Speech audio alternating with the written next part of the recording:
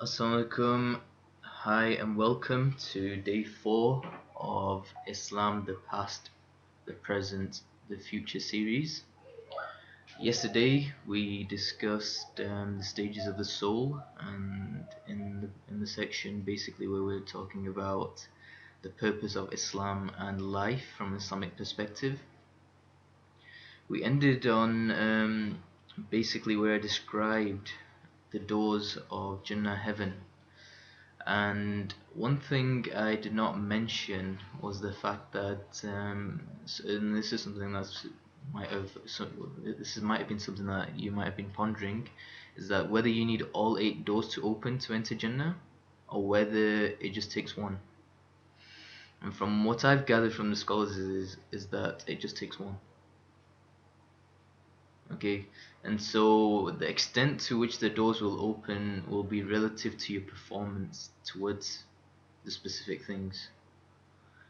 But it only takes one door to open for you to enter Jannah. Okay, and so because Allah, the one source, is Ghafur Rahim, is the all forgiving, and because He's Ar-Rahman Ar-Rahim, is merciful, Allah is actually looking for excuses to give you Jannah, to give you heaven, to give you paradise. It's not on the contrary. You know, often we have suspicions and doubts of the Creator that He's some punisher or He's out there to do us harm. And the reality is that we have not been created. We've not been created so that basically we just go through life and then get punished. It's written somewhere that Allah does not punish someone who believes and is patient and is grateful. So as long as you believe and you're grateful, Allah does not get anything out of punishing anyone. And I explain this through these doors and actually through the 5 pillars, and the fact that the more I've looked into them, they're actually selfish acts, actually for us, to benefit us. And so moving on today, I will go on to the future. Like I said, all the great people say start with the end in mind. And so we're going to start with the end in mind, and we're going to look at the future and what the future entails, because you know what? The future is what really matters. This is what really matters. What happens in the grave in the day of judgment, your accountability. And so some people ponder, why do we need this day of judgment? What is the concept behind a day of judgment? Essentially, it's a cleansing process. It's a filtering mechanism. It's something that justice needs to be done somewhere, somehow.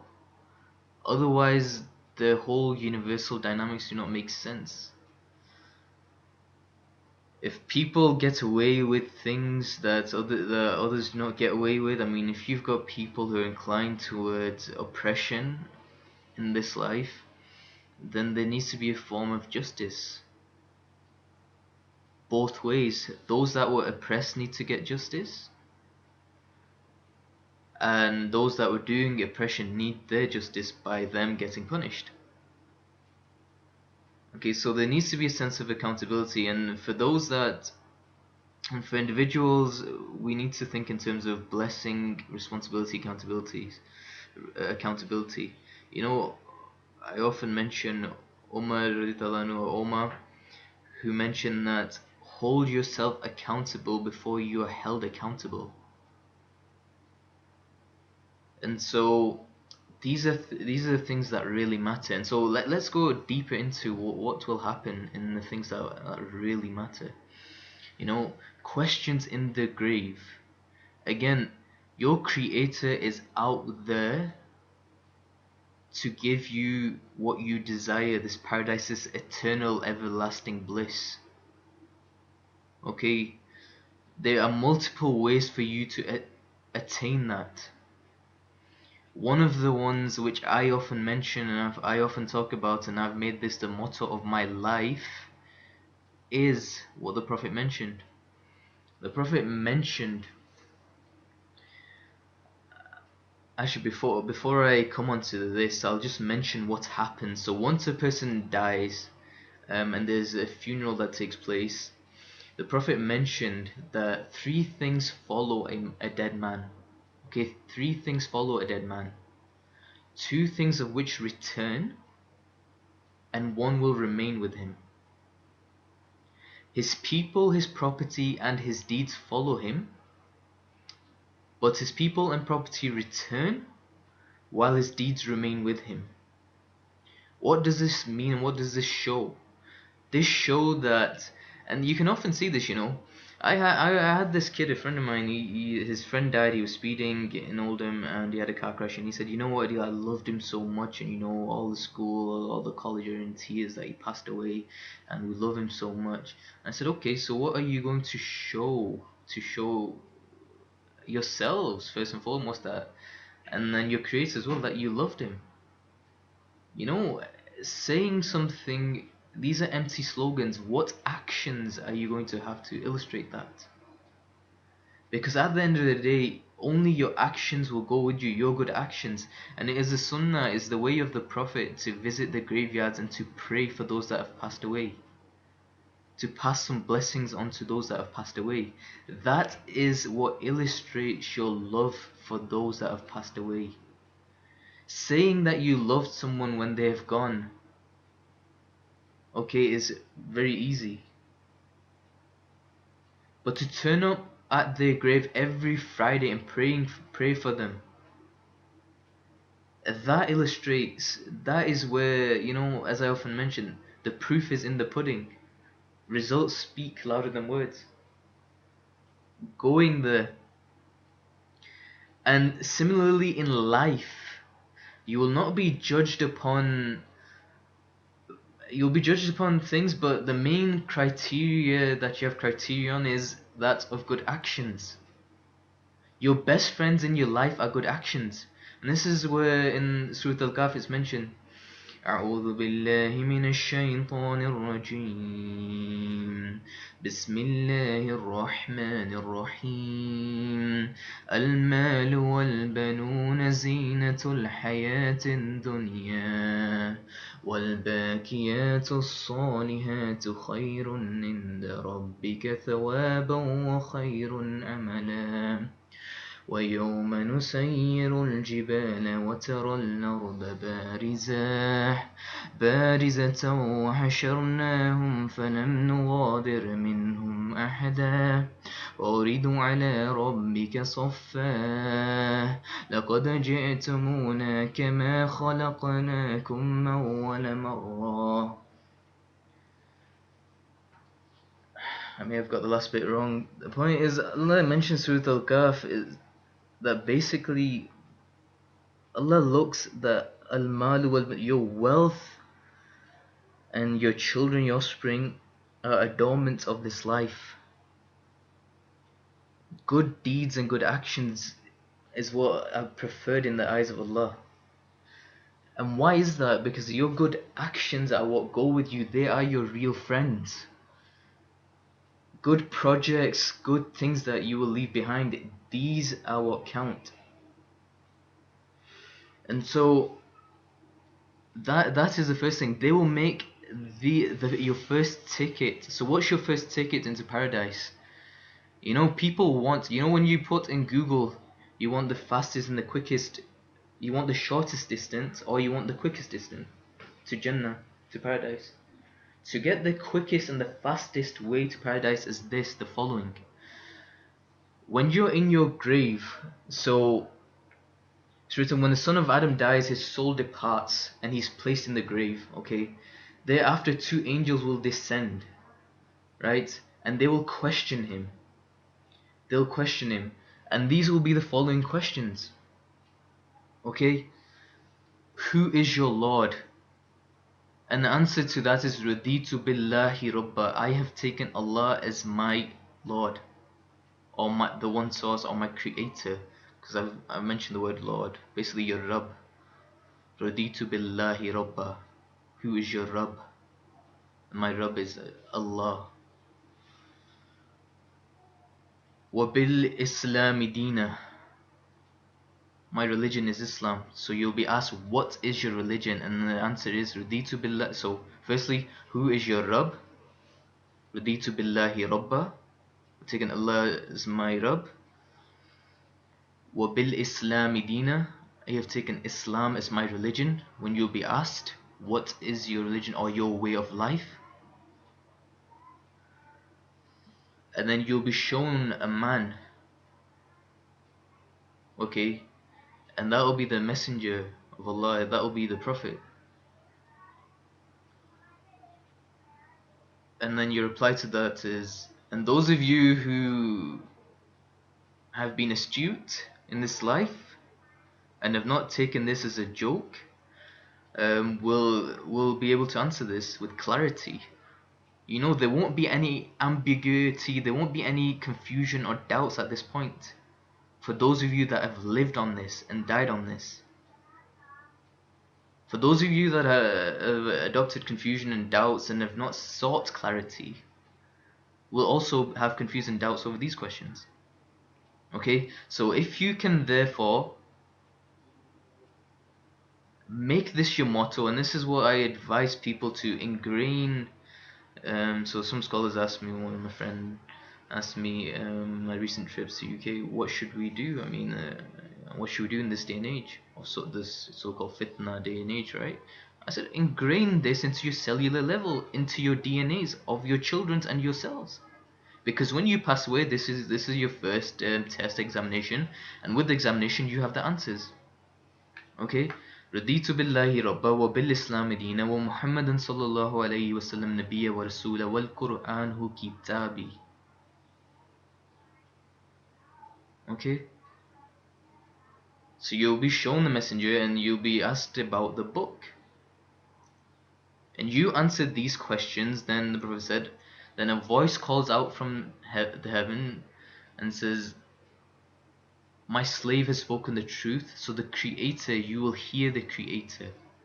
My slave has spoken the truth. So prepare for him a bed from paradise and clothe him from paradise and open for him a gate to paradise.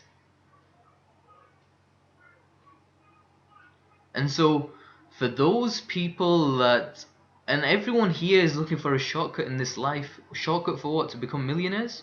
Okay, but like I said, every great throughout history has started with the end in mind. What is your end in mind? If your end in mind is Jannah, paradise, then why not take this opportunity? This is the easiest and the shortest and the quickest route to paradise. Why not avail the opportunity? What do you have to do? You have to live on this motto. Firstly, accept this motto, live on this motto, stay on this motto, and then even be prepared to die on this motto, and then die on this motto, and you will be able to answer this. Make it a daily habit to recite this, and make it a daily habit to remind yourself of this. And only then will you start to live on this, and then live by this, and then die on this, and then, you know, what you seek is seeking you. Law of attraction. Isn't it amazing? And so there's a lot of details when it comes to the grave and what actually happens, and you know, people will tell you all sorts of stuff, and some of it is true, some of it isn't. And the point is, my approach is to focus on what will get you to your destination. Focus on your destination. Be individuals that are focused. Focus on your destination and focus on what will get you to your destination, and filter the rest. Acknowledge the rest. Do not reject the rest, because the rest may be true.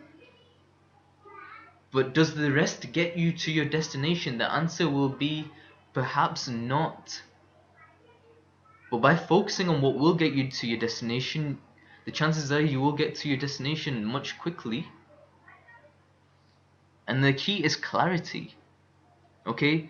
For instance, you could spend, and this is the principle of defense and growth, you could spend 20 years of your life studying Jahannam, and what could go wrong to get you to Jahannam? You could spend 20 years of your life doing that. Or, conversely, you could spend 20 years of your life studying Jannah and what can get you to Jannah and focusing on that. I'll tell you one thing from the Sunnah of the Sahaba, you know, the mindset from what I gathered was that they were people that had the mentality and the mindset and the attitude, and they competed for good actions because they had the attitude that we're going to get to this, what people deem to be this pie in the sky. We're going to get to Jannah, and on that, along the way, we're going to take as many people as we can along with us. If Allah has mentioned this and if the Prophet is mentioning this, then it's the truth. And therefore, if it's the truth, we're going to get there. And then on the process of getting there, we're going to take as many people along this journey as we can. And this is the mindset, this is the mentality we need to have in this day and age.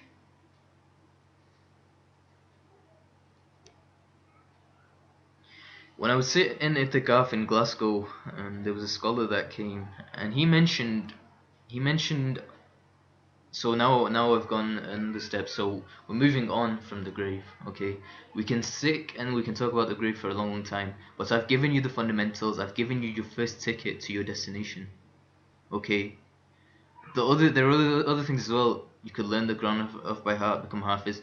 You could learn Asma al-Husna. You can learn the 99 names of Allah by heart. You can inculcate them into your lives, and you know that is also a means of you to get into your Jannah. There are so many ways of getting to paradise. Then you've got the 8 doors to Jannah. You can focus on them, right?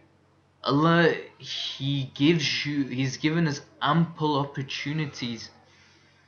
He does not want to see you in burning in this hellfire Jahannam. And this concept of hellfire, the only way you end up in hell is if you've done injustice to your own selves or to others.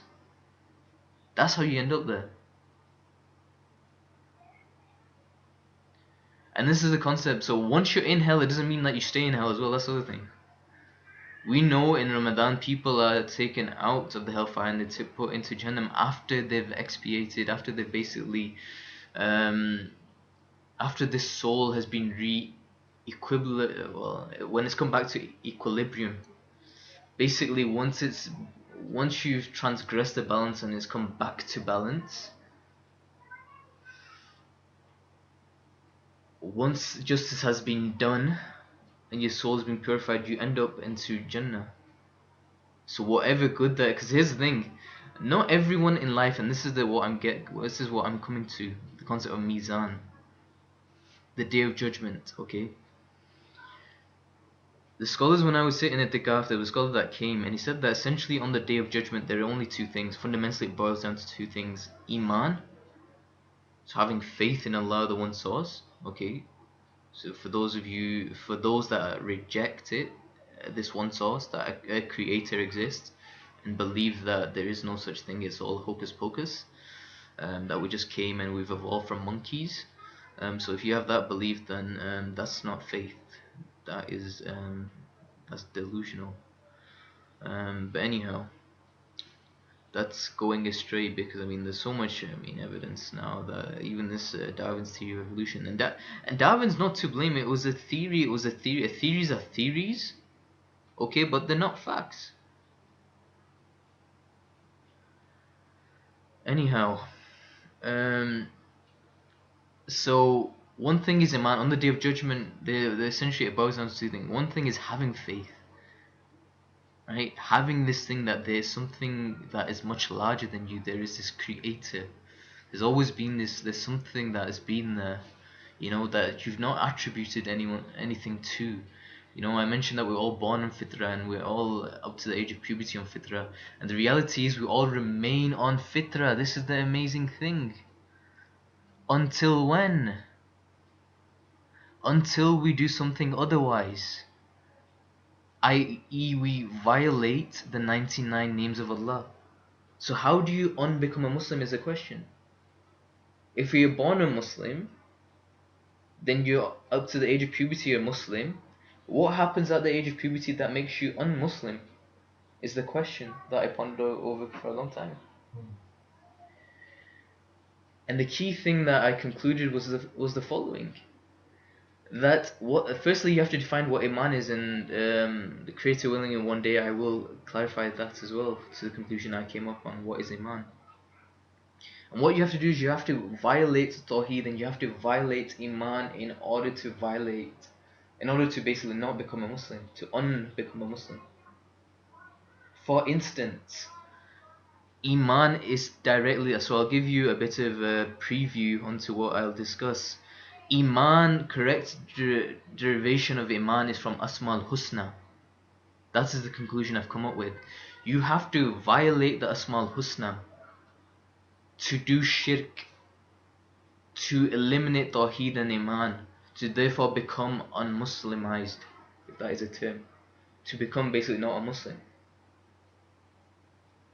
For instance, you would have to, as a child, you don't worry about your rizq,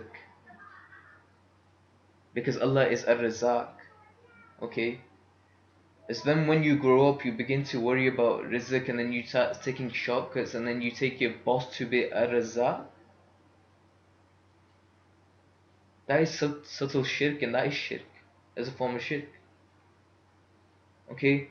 Working for sectors where the money is not halal, but then you make it haram halal, and you justify it for food on the table, because you justify it because you say, oh, it's too tough, this deen is too tough, the message is too tough.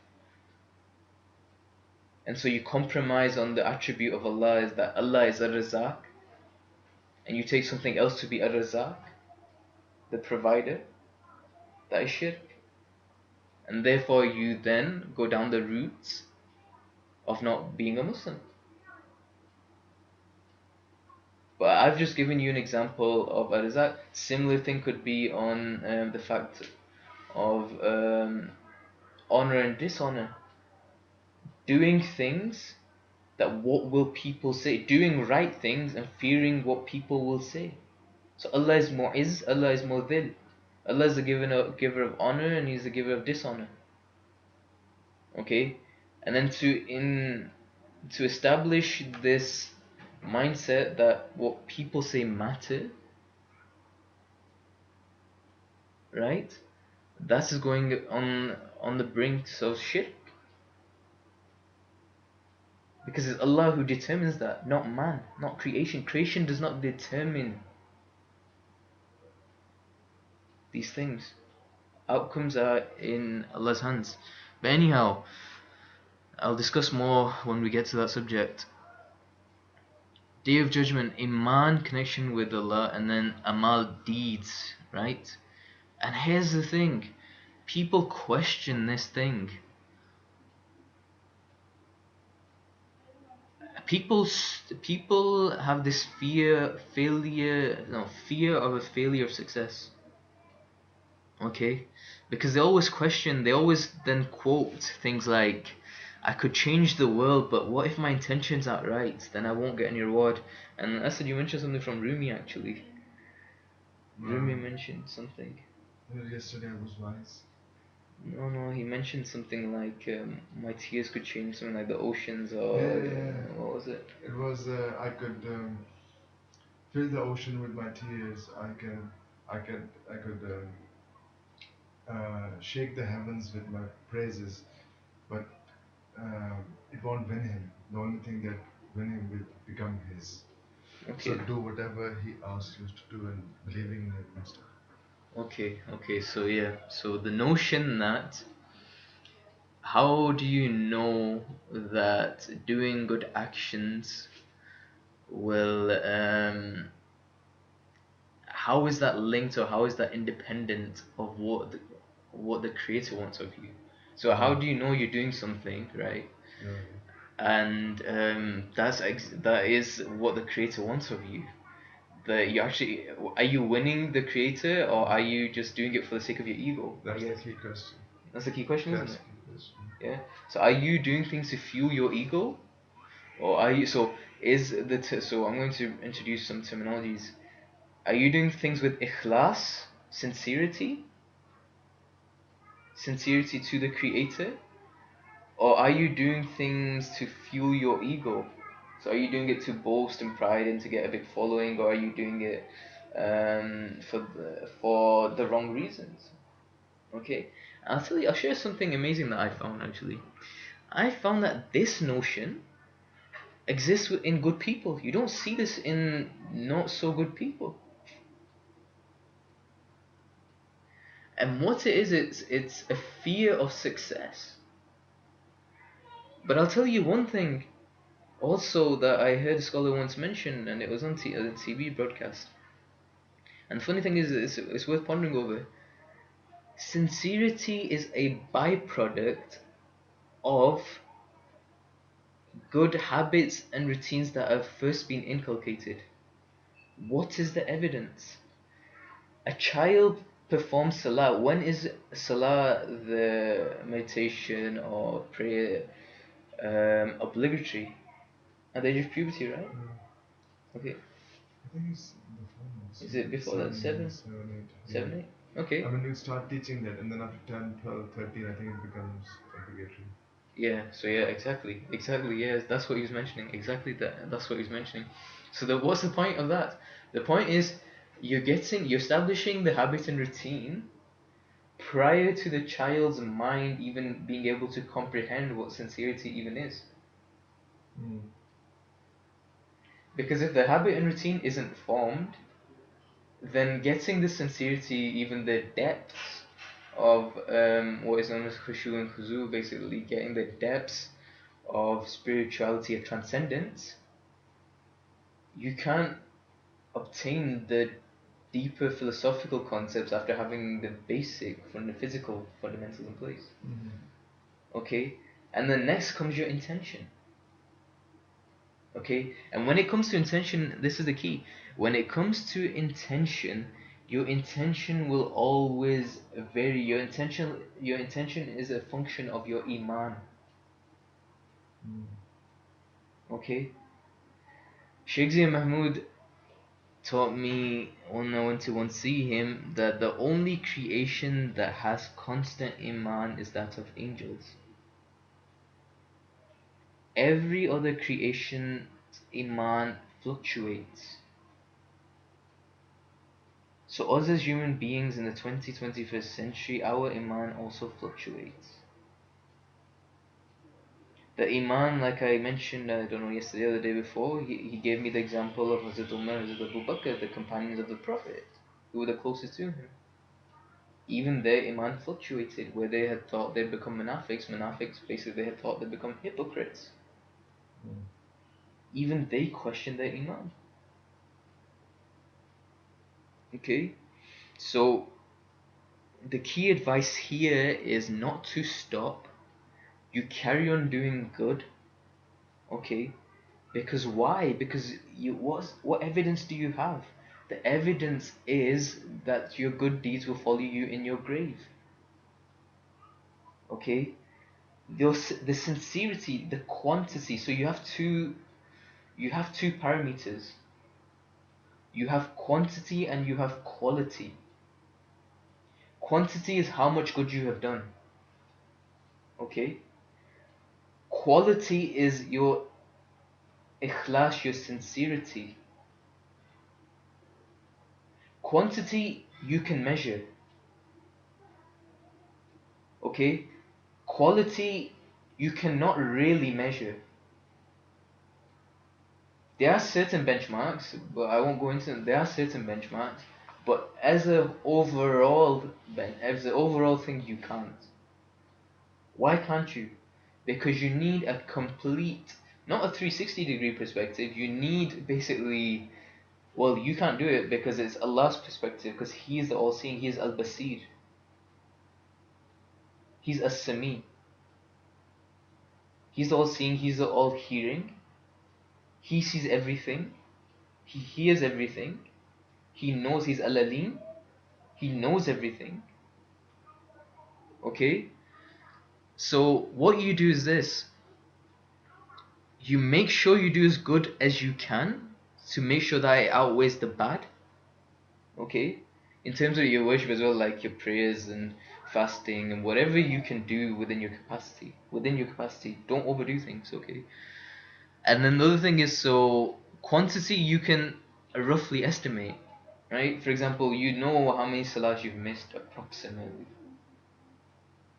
right? And you know how many you've read approximately, right? How many years you've been reading or how many years you've not been reading, right?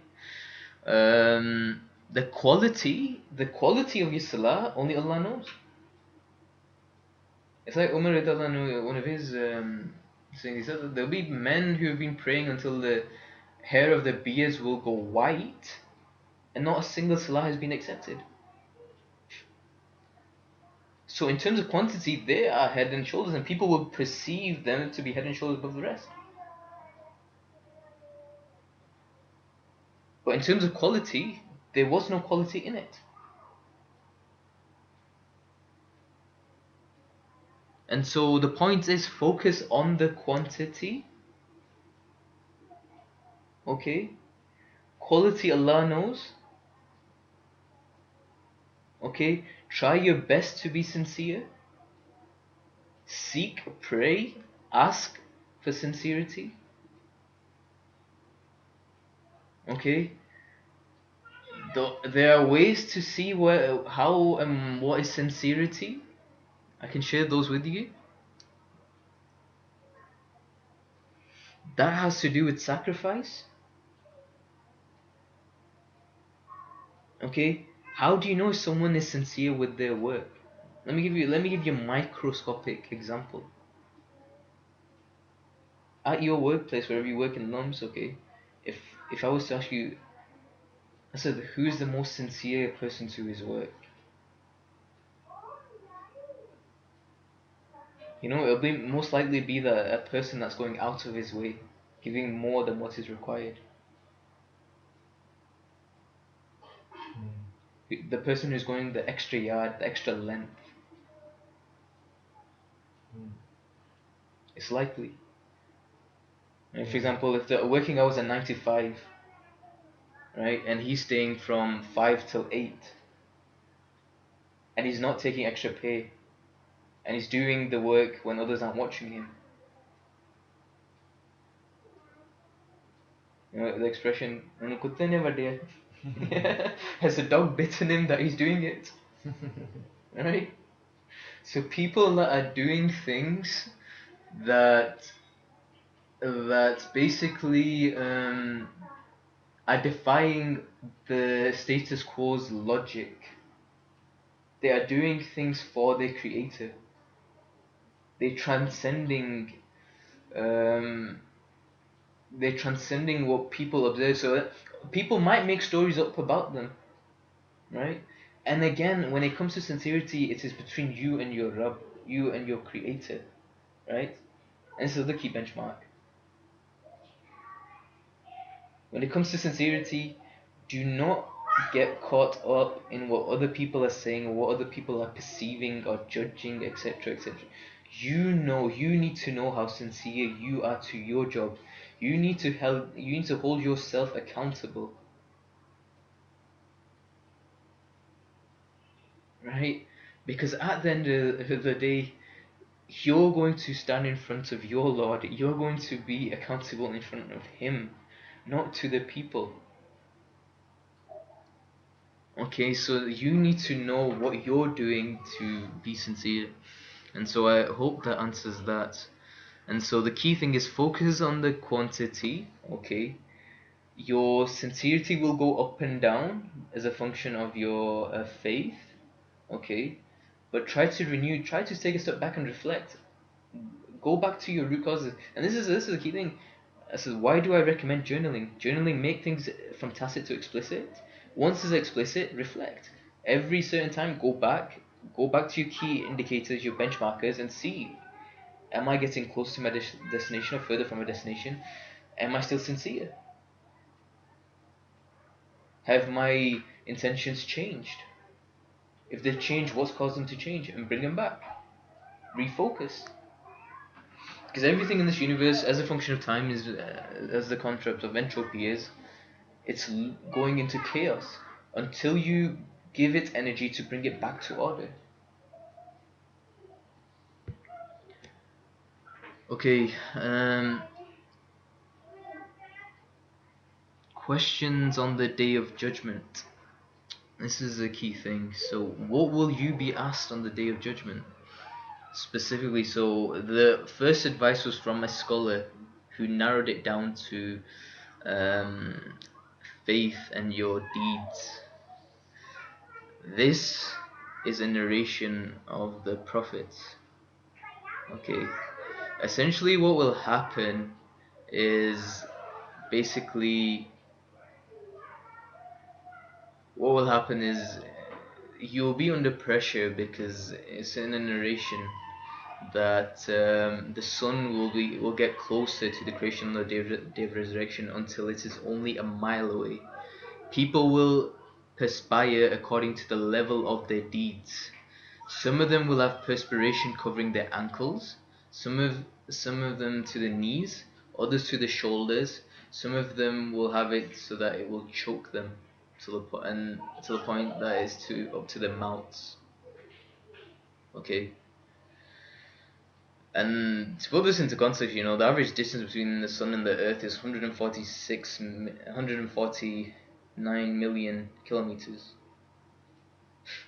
Okay, so for that, and even in the summers now in Lahore, a few days ago when my mind was burnt out, it was 46 degrees, right? And we were perspiring and we were, hitting dehydration. And for the sun to then come down, or the distance to be reduced until it's only a mile away. And this is metaphysics we're going into now. This isn't physical dimension. This is metaphysics. So this is more on the realms of what you can say bioenergetics. So we would have to talk in the language of energy. And so essentially what will happen is you will be asked 4 questions. And this is where the accountability will be. So the Prophet mentioned that the feet of a servant will not move on the Day of Judgment until he has been questioned about 4 things. His life, how he spent it. Okay, so essentially time. Time is the phenomenon that you'll be questioned on. And when it comes to that, I'm just going to expand on that. The answer for you for that has already been given. So what do you need to do? How should you spend your life? That is in the Quran. So the chapter is Al-Asr. And so the Creator takes an oath on time. And basically it is أعوذ بالله من الشيطان الرجيم بسم الله الرحمن الرحيم والعصر إن الإنسان لفي خسر إلا الذين آمنوا وعملوا الصالحات وتواصوا بالحق وتواصوا بالصبر. Basically, Allah says, by time, He takes an oath on time. And this is the most pivotal thing. That Allah could have taken an oath on something. So what do you take an oath on? You take an oath on something that is an asset. Something that you give value to. Something that is important in your eyes. That's what you take an oath on. Okay, what does Allah take an oath on? He takes an oath on time. He could have taken an oath on His beloved Prophet. He could have taken an oath on a ruh. Basically, he could have taken it on Jibreel Islam, Gabriel, the angel Gabriel. He could have taken an oath on Angel Gabriel. He doesn't. He takes an oath on time to illustrate to us how valuable time is in Allah's eyes. Okay. Then next he says, by time indeed mankind is in loss. So mankind, you're all confused, you're all in loss. Right? You're all in loss.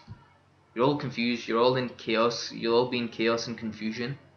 Okay, all of you. Except, then what are these exceptions that Allah mentions, the Creator, the One Source mentions?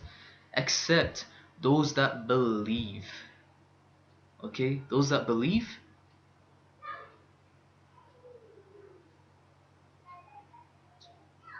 those that do good, Amil Salihat, those that believe, those that do good, good actions, again, good actions, there's something that keeps repeating. Okay, good actions. So bil haq. Those that stand on the truth, they do not bow down to others. Okay? They stand for the truth, they live on the truth, they die on the truth, and this is the concept of martyrdom. This is what Sheikh Imran is saying, I learned from him. Who read Malcolm X's janazah, you know, his funeral prayer, Malcolm X, who said that there was so much light coming out of the body of Malcolm X. Malcolm X, there's so much light coming out of the body. Why is it? What is the concept of martyrdom, and why is it? And so in Arabic, it's known as a shaheed, a martyr. The reason is as follows. The reason is because the truth is the truth. The truth cannot be killed. And just as someone who lives on the truth and dies on the truth, and the truth cannot be killed, and dies for the truth, and the truth cannot be killed, then he therefore cannot be killed.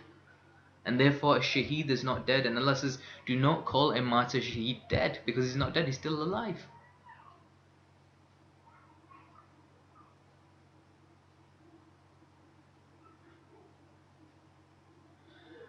And the last thing is patience. And why are the two? So the first two are interlinked, and the last two are also interlinked. Because when you stand for the truth, you also have to be patient. Why? Because the status quo, those who are lost, who Allah's mentioned prior to these, that mankind isn't lost, those that are in loss will try to also make you lose yourself. Because here's the thing, you lose this world and you will find yourself. You lose yourself and you will find this world. This is what I realized from my reflections.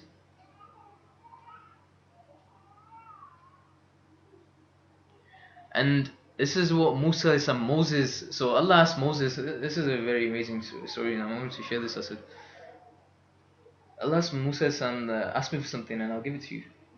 Okay? Musa said, people say stuff about me that isn't true.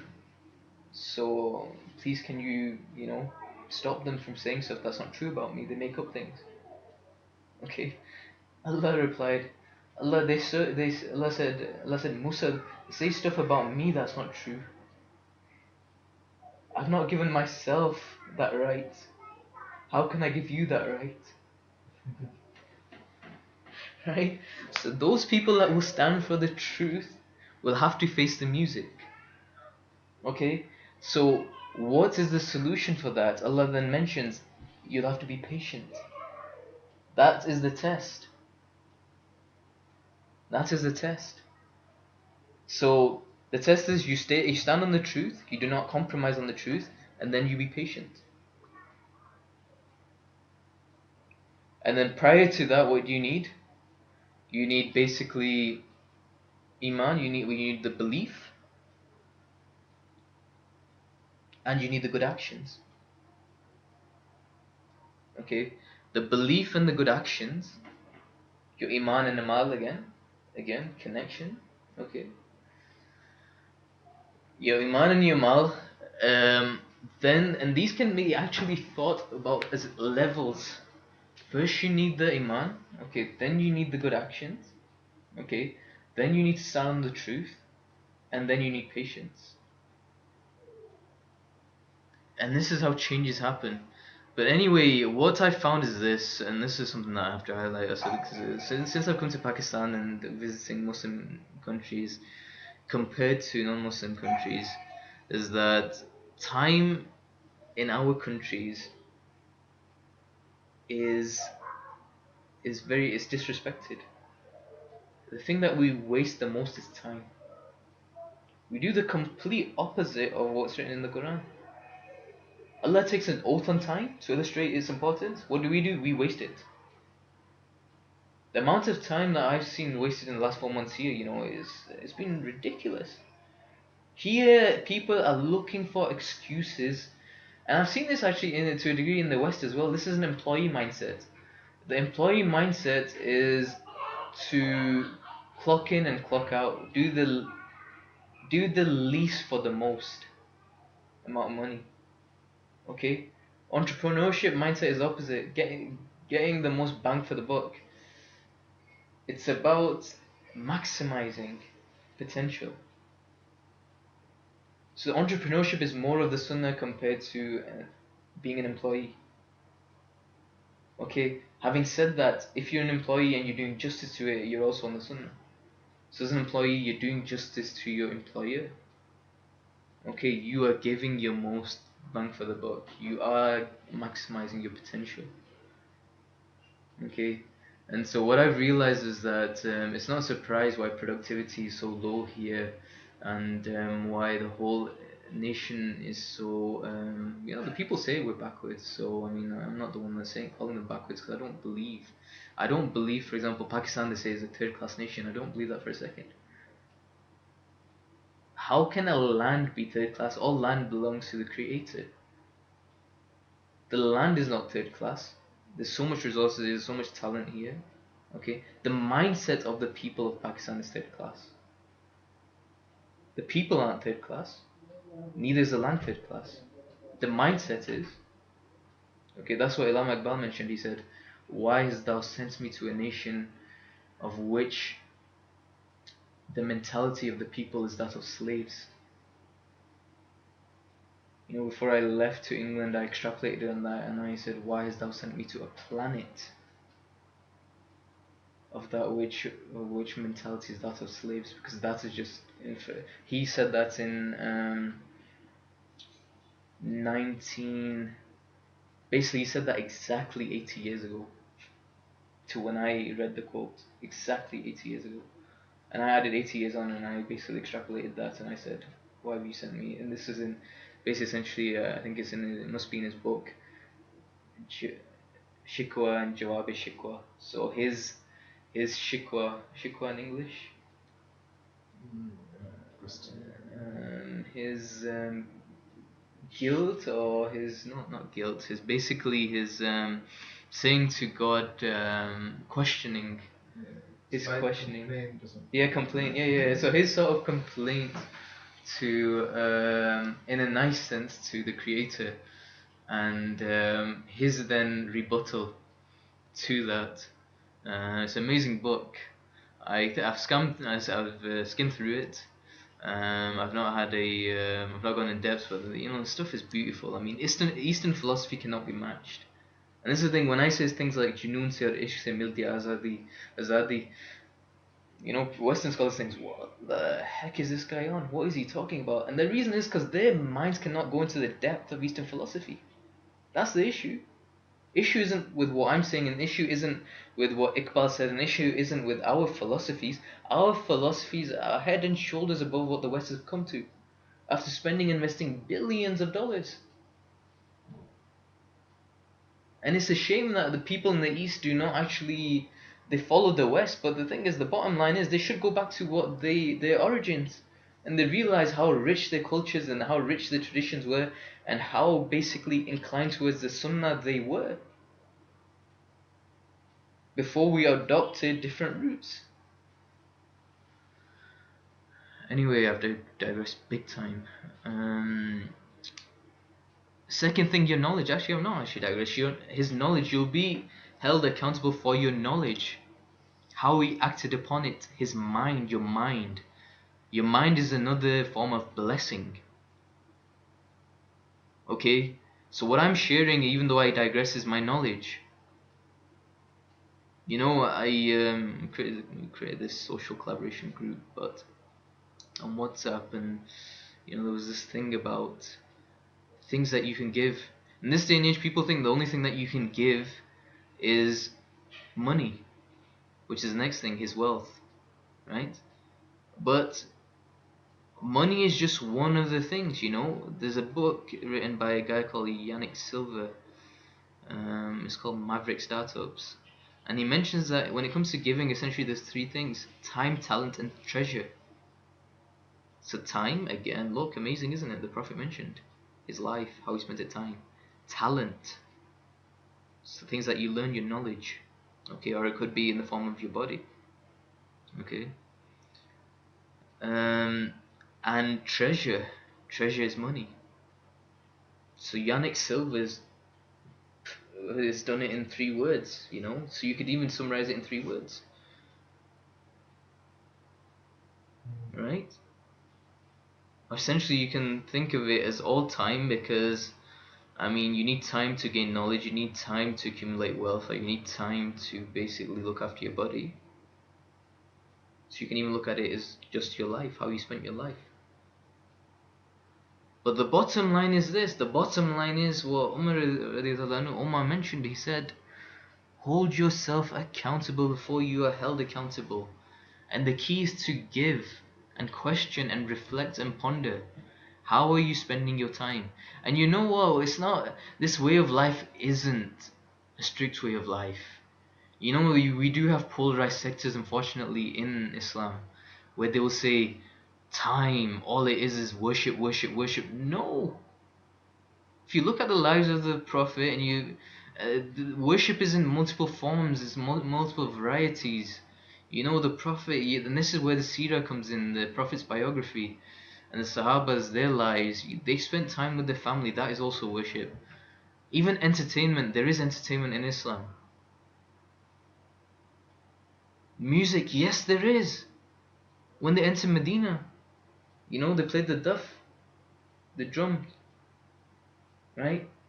On Eid, there was an occasion where they played music, and as Abu Bakr came and he said they're doing the shaitan thing, and the Prophet said, the Prophet did not tell them off. He said, it's Eid, let them do it.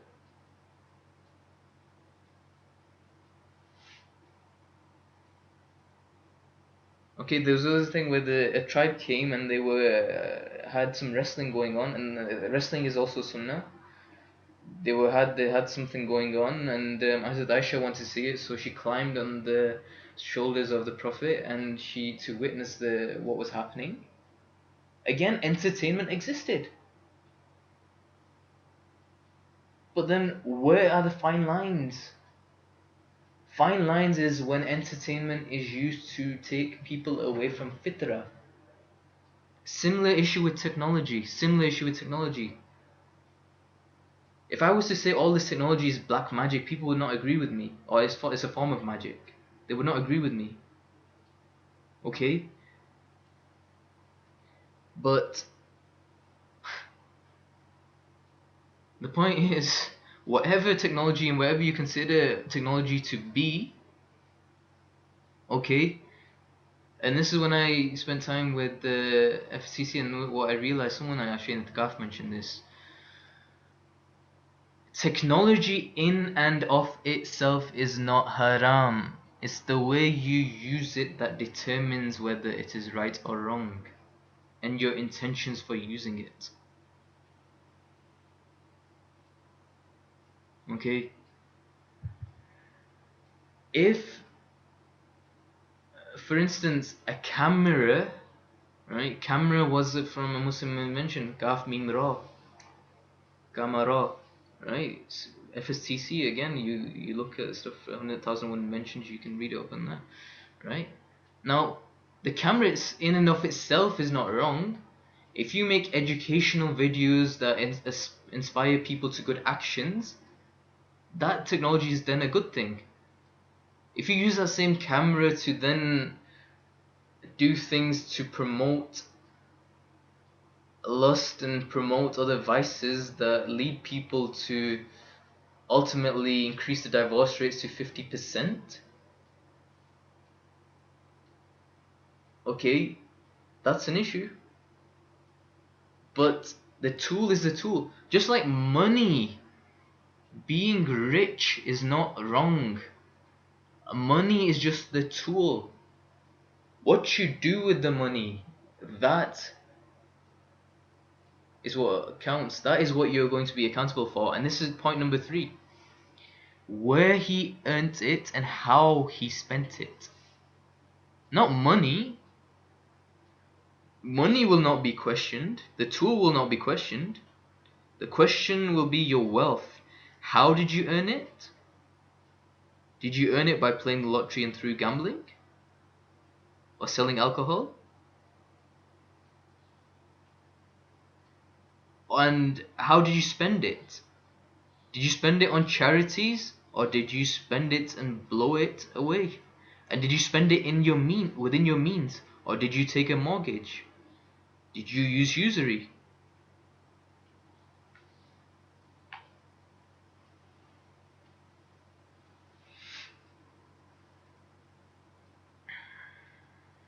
Okay, and your health. Health is very important, you know.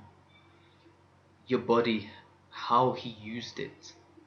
You know, I have often people coming to me now, you know, especially even people with big charities, etc. You know, the conversation that I'm having these days is like, oh, there's X amount of cancer rates, and you know, there's this amount of people with eyesight problems, and X, Y, Z. And here's the thing. Here's the thing with that. This is Allah's promise. Any organ of your body used in the worship of Allah is strengthened. This is the Creator's promise. And so if there's any organ, including eyes and eyesight, that are weakened, and people with an increased rate of glasses, the question to be asked is what is being done that is not in alignment with the message or fitra, natural disposition, or what is being transgressed which is weakening the organs. That is the question that needs to be asked.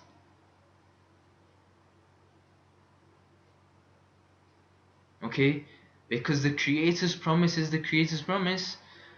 Organs used, even so, erectile dysfunction, infertility, organs that are not being used in the worship of Allah will be weakened. Organs used in the worship of Allah will be strengthened. This is the Creator's promise. So me as a naturopath, before coming to me, ponder over this, because the Creator has blessed me he's given me a lot of stuff to be handling. Although I'm a naturopath, I would prefer people, like I said, my preferred approach is to give you the fishing net and teach you how to fish, and perhaps I'll give you some fish to get you started, okay? But I would rather people, like I said, the definition of it, and I do not consider myself to be a Muslim scholar, but I would prefer even Islamic scholarship would understand these principles. That the whole principle of a spiritual scholar is to become a dynamic problem solver for society, to facilitate. Facilitation means that you do not sit there the entire time, and you do not expect to sit there the entire time. To facilitate the creation's connection to the Creator. That's the definition.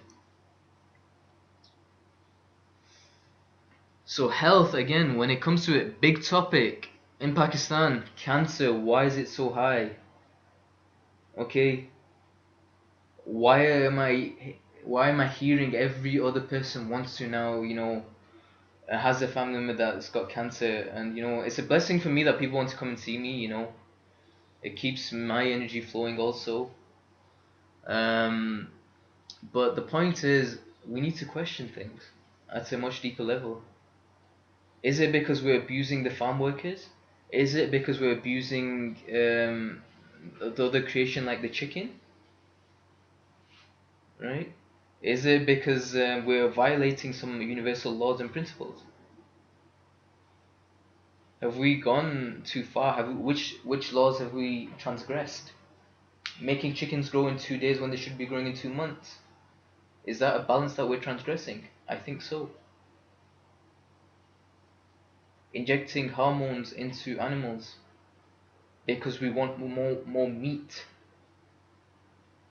being overweight and obese and being happy with that, and then looking to go on paying thousands and paying thousands and thousands to eat so much to get obese, okay? Then paying thousands and thousands to go to the gym, and not only to go to the gym, then going to people and asking them for remedies for thousands and thousands to lose their weight, getting liposuction done.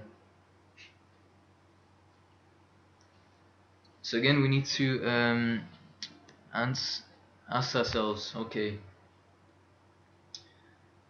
these questions. We need to ask ourselves these questions. We need to be people of reflection.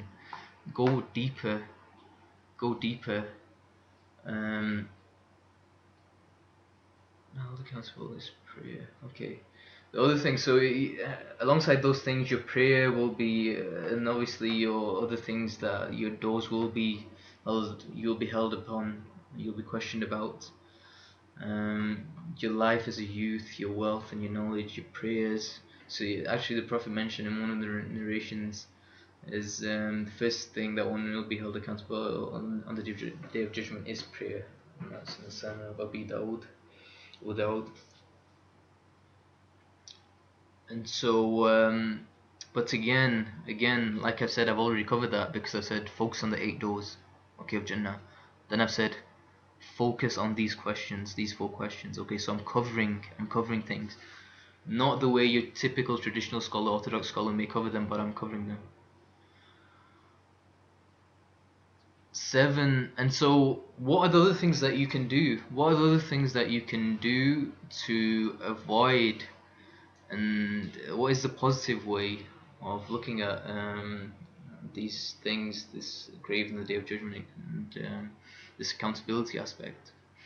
So the Prophet also mentioned that there will be 7 people that will be under the of throne of Allah, the Creator, the One Source, on the Day of Judgment. A just ruler. So someone, and the scholars say, isn't just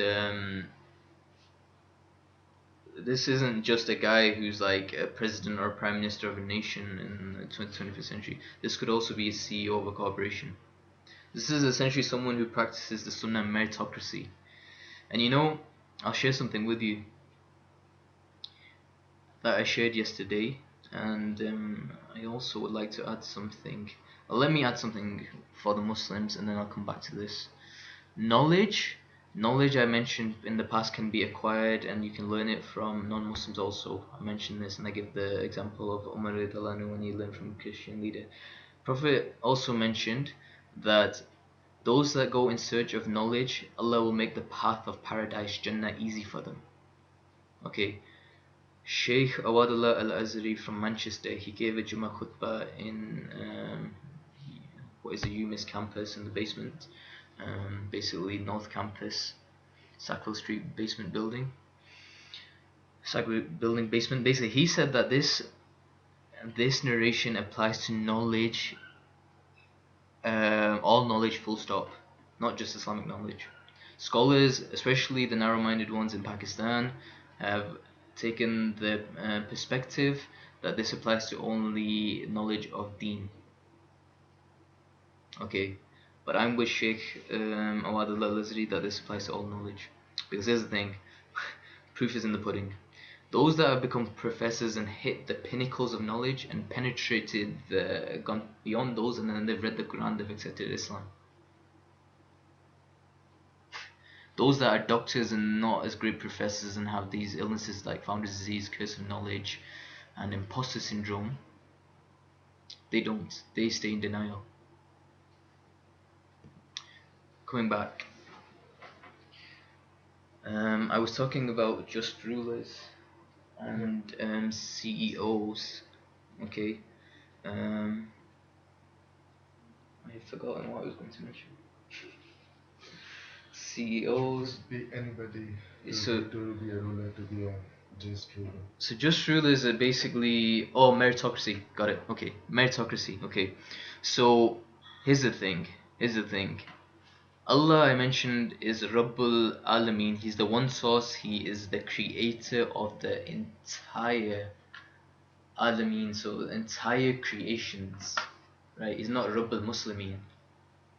Right? And so the creator, the one source, does not distinguish between Muslims and non-Muslims when it comes to distribution of resources, or distribution of his mercy, or distribution of anything. Okay? And this was witnessed. So if a non-Muslim adopts these characteristics of the Sunnah, the methodology, for example, meritocracy is a Sunnah. If a non-Muslim, a kafir is a disbeliever, and I'll go into that when I go through jihad and terrorism. Even if a kafir adopts the methodology of the Sunnah, the established way, and you've got Sunnah of the Prophet, but you've got Sunnah of Allah. Sunnah of Allah, the West calls these the Creator's Code, or universal principles. As Muslim, for us these are, and I've studied these. Okay, I've studied these. These are essentially exist in Islam also. For us it's actually Sunnah of Allah, but we don't actually teach our kids these. The emphasis, I've hardly heard scholars teach Sunnah of Allah, which is very sad. But Sunnah of Allah is meritocracy. Meritocracy is that you promote someone based on their talent and ability. You do not look even at their deen. Okay, because Allah does not look at that. Because Allah is Rabbil Alameen. What is the evidence? Evidence is even in the Mongols, Genghis Khan. So in history, there are two people that have been undefeated in history. Okay, Genghis Khan and Khalid bin Walid. Khalid bin Walid, Sheikh Zia Mahmood mentions that there wasn't a handspan on his body that didn't have cuts in it. Okay, and the title that Khalid bin Walid got was that of Saifullah, the sword of Allah. And they said that because he was Saifullah, the sword of Allah cannot break, that's why he could not be defeated. But what about Genghis Khan? What was so special about him? He is a guy that practices the Sunnah of Allah too. Even though he slaughtered the Muslims.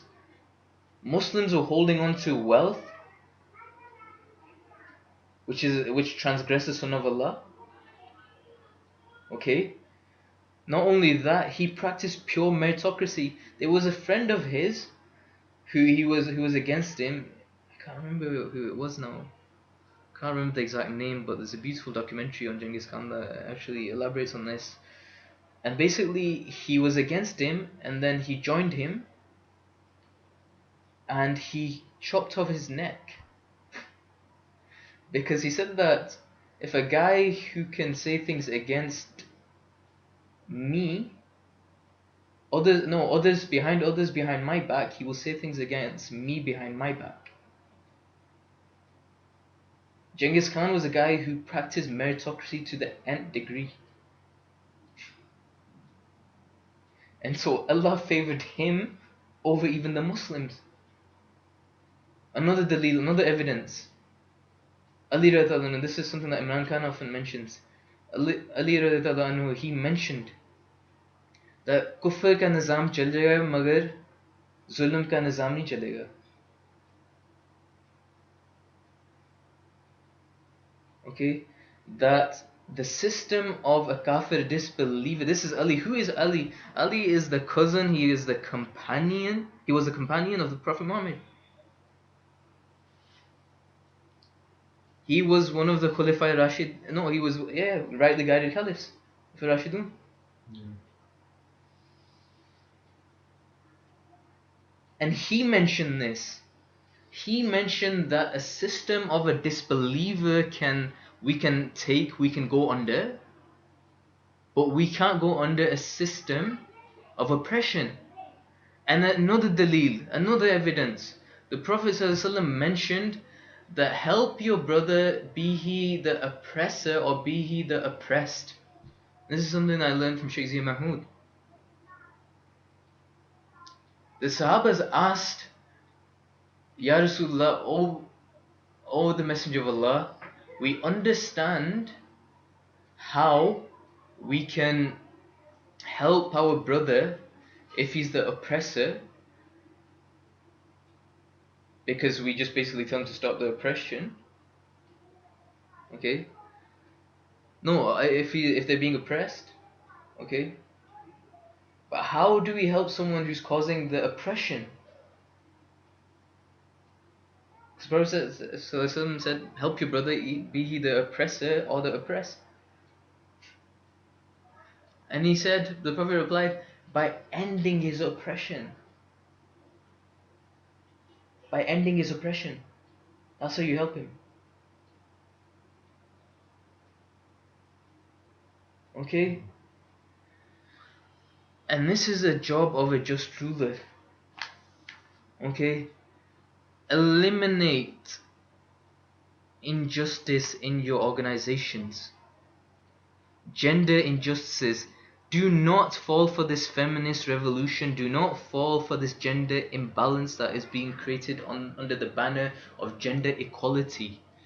Gender equality is gender injustice. That's something I will touch upon another day, inshallah.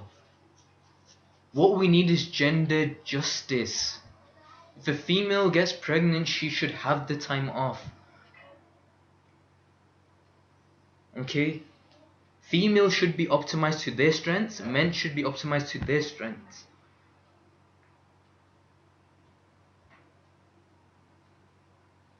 And this is what a just ruler does.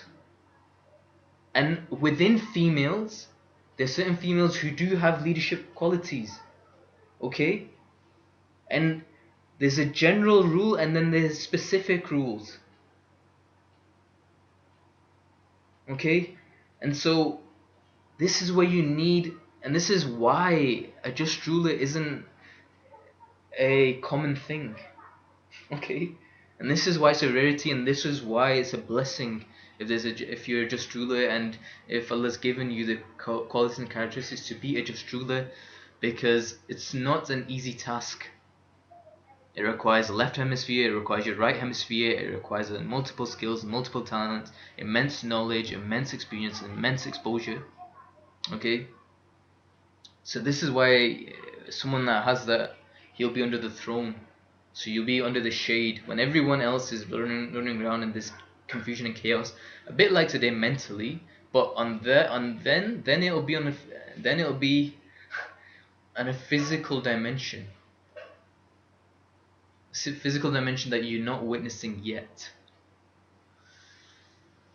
but you're witnessing it on a mental plane. My bioenergetic friends will be making much more sense of it than the rest, but I apologize for those that are not grasping it. A youth who grew up in the worship of Allah. So that's number 2. So someone that, and you can identify these, identify these. These are people that run to the masjid, especially these kids in the West. I've seen these guys because at Itikaf I was blessed to see things in the background that not even a lot of not ulama would say in Itikaf. They would preach from the pulpit, but then their words would not transfer. Here's the thing: with ulama, it's tough because they have a lot to do as well. So I'll say it. So don't judge a book by its cover. That's the other thing. Okay. I'll leave it at that. But if you can, Itikaf is something I would really recommend. And actually, it also depends on something. Let me make something. So we often get judgmental. Even myself, I'm no angel. When it comes to spirituality, I said this is the other key thing. Someone might be practicing something and they might not be preaching it. Okay, sometimes someone has already attained a certain level or degree. Okay, like for example, when I was sitting in itikaf, a very confusing story was told to me, and it questions why I am not in the itikaf now. Even though I was a kid who would run to the itikaf, I would be one of the first guys there, right? Regardless whether I would have to go to Glasgow, which I would spend my time, or whether later on it was Oldham Central.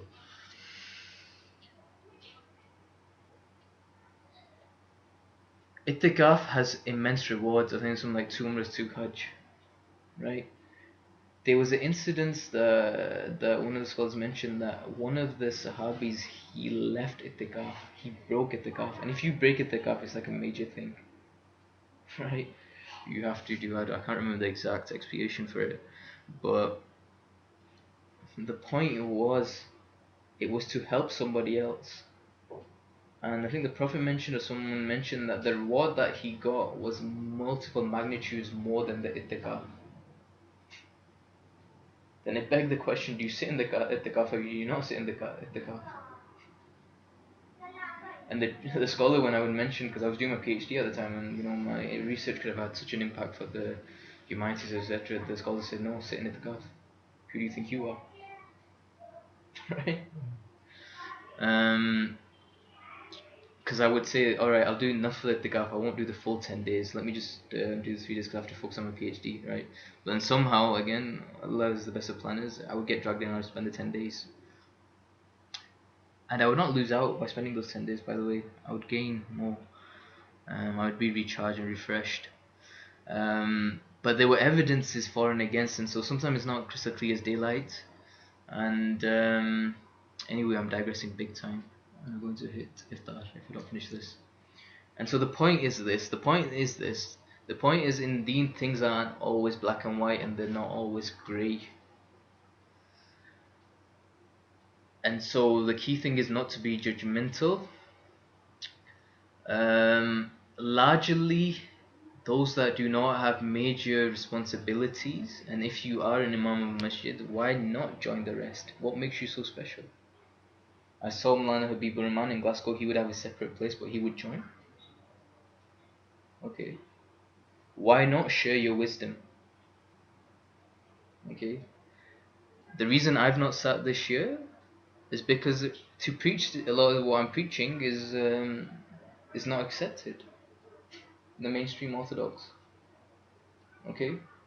I would be preaching on it at an individual level at the to the youth, and they loved it. I was preaching all this, but at an individual level, they would never allow me to say this from the pulpit.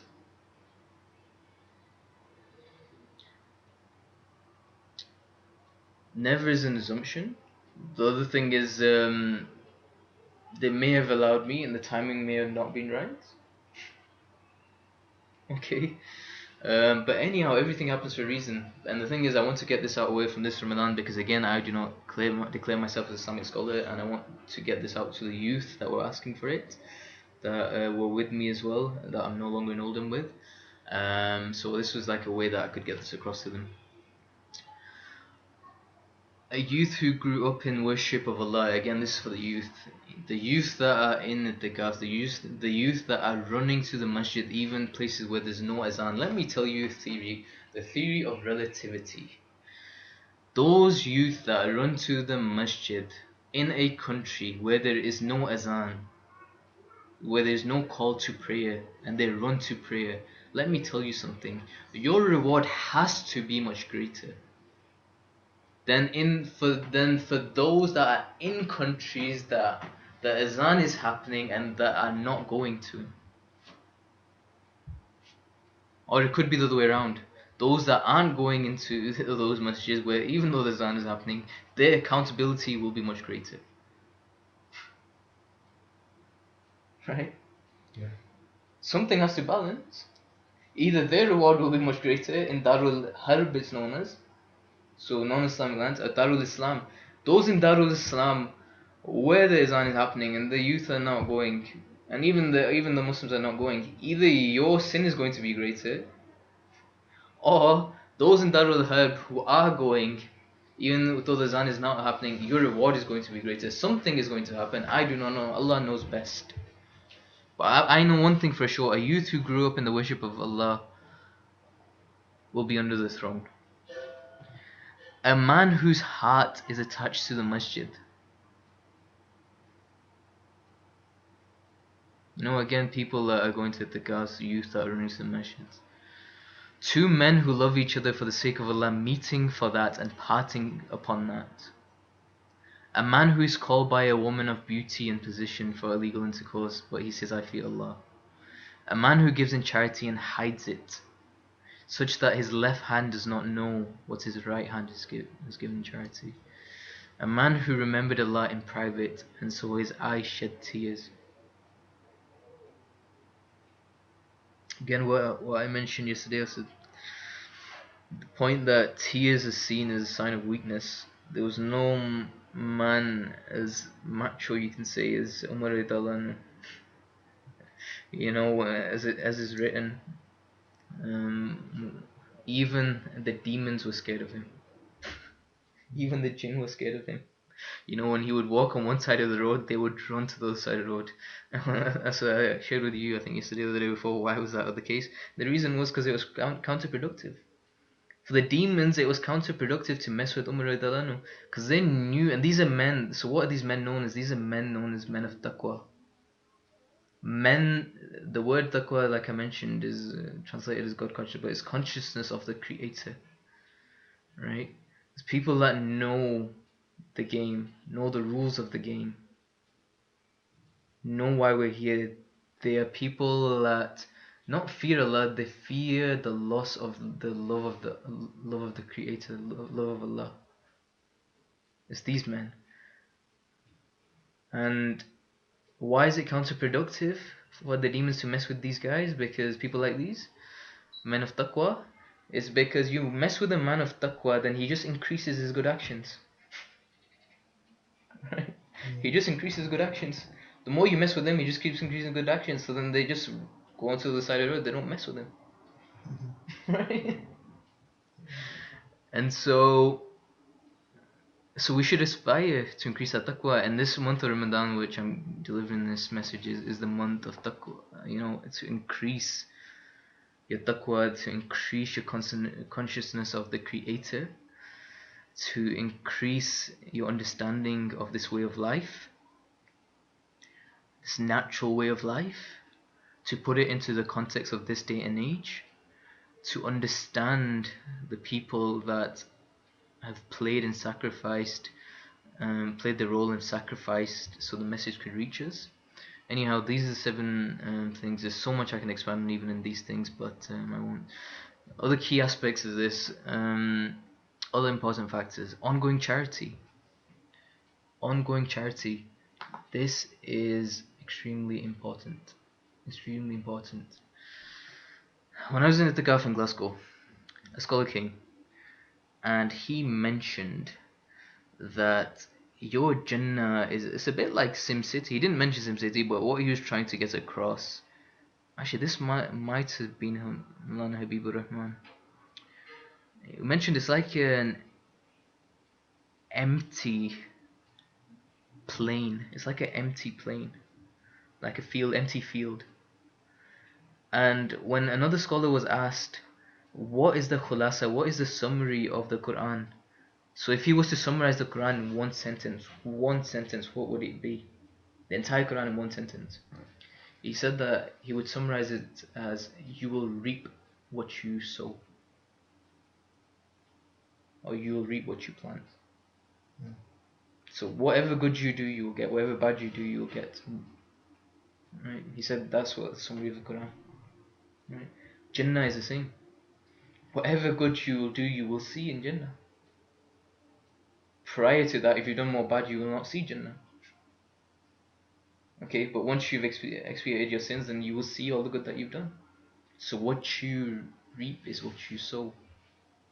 Okay, but here's a beautiful thing, and this is what I often mention to those whose family members pass away. And you know, this year a lot of people that I know have passed away, and even last year we had some great people that passed away. The key thing is this: it's not the end. It's not the end. It's the beginning of the end. Right? Once you, so the Prophet mentioned that when a person dies, all his actions are cut off from him without exception of 3 things. Okay? Sadaqah, charity, which continues, knowledge which benefits, or a righteous child who makes supplication for him, i.e., consequential legacy. So, what legacy you leave behind. Okay? So, what can that be? That can be an ongoing charity, right? Setting up a school, a hospital, a masjid, orphans, orphans, hafiz or alim, you know, madrasas with the correct teachings. Okay. setting up a well where people can get water from, planting trees. Okay, these are important factors. As long as even birds are eating from the tree, okay, even when you're in your grave, you'll be getting reward. And if you're not getting reward, your sins will be disappearing until you are getting reward, until therefore you're in Jannah. Or until the day of judgment, until again things hit equilibrium. And that's the concept of Mizan. Mizan can be thought of, and you can teach it in different ways as well. It can be taught in terms of a balance equation.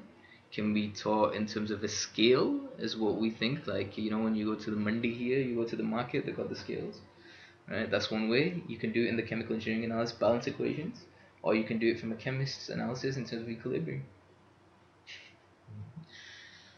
Right? Knowledge which benefits other. So write a book. Okay. Do some research and then bring it to life. Okay, or publish something and then maybe someday someone will implement that and it'll be beneficial. You know, teach some tajweed or some sunnah, some actions, du'as, or something, you know, knowledge that benefits a child who makes du'a. Invest time in upbringing your children. Okay, investing time in upbringing your children is also part of worship. Okay, it's great spending time helping humanity. Okay, it's great doing sadaqah this, sadaqah that, right? But let me share something with you. Any major sin, if your child goes astray and then gets involved in major sins, that error carried on forward, which is a term that we use in mathematics, does fall on you. Because children, because as parents you have certain rights, and there are certain rights the child, so certain rights you have over them and they have over you. Okay, I'll tell you, what time is it? Let me just tell. Jannah. Okay, how much? 15 minutes. Okay, this is important. This is important for the elders and the kids. Okay. In this day and age, in this time, there is a massive clash of generations between parents and children. This was also prophesied. Okay, what are the roots of this clash? Again, the roots of this clash you cannot blame in technology. ये फितना है, फितना दज्जाल का फितना है, ये ना क़यामत आने वाली है. No, utter rubbish. When Allah took oath on time, wal asr, that is independent. Time is a constant. Time does not change. And those that He promised that will not be in loss, that is also a constant. Those that believe, those that do good, those that stand on the truth, those that are patient, those will not go astray. When the Prophet promised, those that hold on to the Quran and my Sunnah will never go astray. That was the Rasul's promise. These promises are constants. You cannot blame other things, external factors. External factors should not affect your internal state. Okay? And what is the sunnah? The reason why kids are not listening to the parents, or why the parents are not listening to the children, is because you're violating the sunnah. Which sunnah are both violating? And I blame the parents more than the kids. And that is the sunnah, which is often quoted, you know. Basically, the sunnah is that the parent should show love to the children, and then the children should have respect for the elders.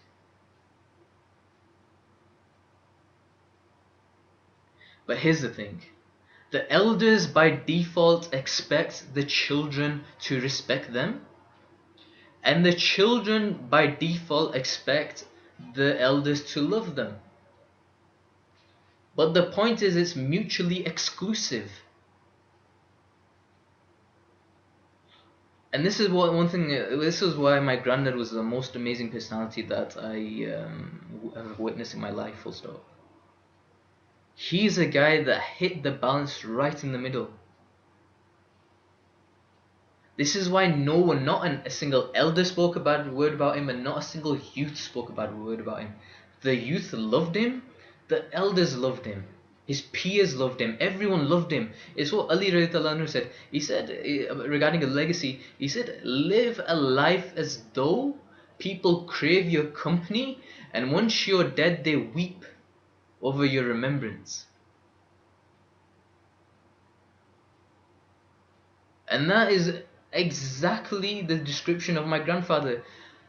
On his janazah, on his funeral, so many people came. The janazah was ram-packed. So many people came to a house that we haven't even met and we didn't even know of, and they said that he did X, Y, and Z for us. It rained tremendously, and it's written in our traditions that basically if it rains, it's a sign of a guy that even the clouds cried.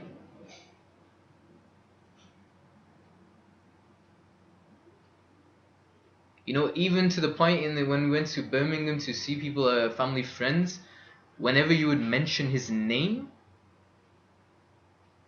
people would weep. Men would weep. To the point that my father did not cry as much when his own parents passed away, but when my maternal grandfather passed away, he wept.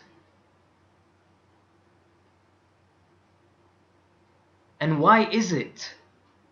This is the power of the Sunnah. When the elders, like the Prophet did,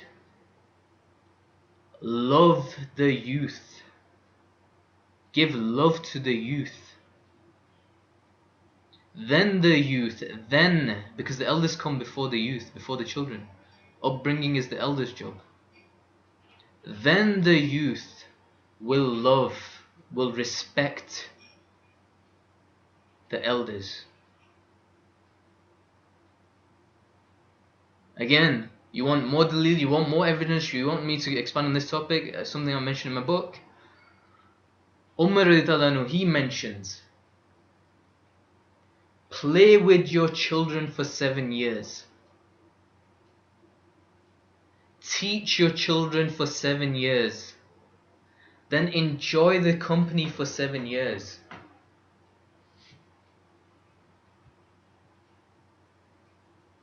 What happens now? You get a danda, you get a stick, and you try, and this is for all these Malana and Maulvis in the madrasas as well. This old traditional, what can I say? But Asad's been through the systems, right? And I know his opinion. He said to me, I felt it quite strongly. He said that he wishes that they're all shut down, right? Mm-hmm. But the point is, beating your child, you have parents beating children. Did the Prophet beat children? Where on record is it? You show me where on record that is, that the Prophet beat up children. Which sunnah are you following? Which book are you following? Where is it in the Quran? Beat up your kids. Beat up your wife. Where is it?